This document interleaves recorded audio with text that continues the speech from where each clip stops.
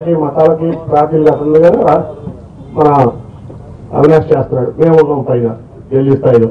కాబట్టి మమ్మల్ని ఉపయోగించుకోండి, సమర్థులకు ఓటేయండి. మళ్ళీ మరి అవినాష్ని నన్ను అట్లా జగన్మోహన్ రెడ్డి గారిని కూడా మళ్ళీ గెలిపించాలని జగన్మోహన్ రెడ్డి గారు ఈరోజు Vaikapa YSR party MP candidate గా విజయవాడ నుంచి అనౌన్స్ చేశారు. ఆయన కృతజ్ఞతలు. అలాగే మేమందరూ కూడా ఖచ్చితంగా వైకాపాని సపోర్ట్ చేయాలి. మళ్ళీ గెలిచే పార్టీ వైకాపాని, దాంట్లో ఎటువంటి డౌట్ లేదు.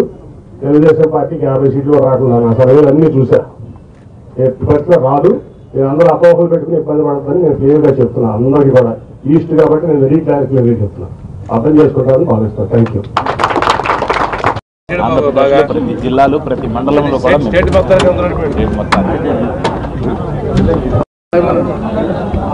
నిన్న జగన్మోహన్ రెడ్డి గారు ప్రకటించినటువంటి అభ్యర్థుల లిస్టులో వైఎస్ఆర్సీపీ అభ్యర్థుల లిస్టులో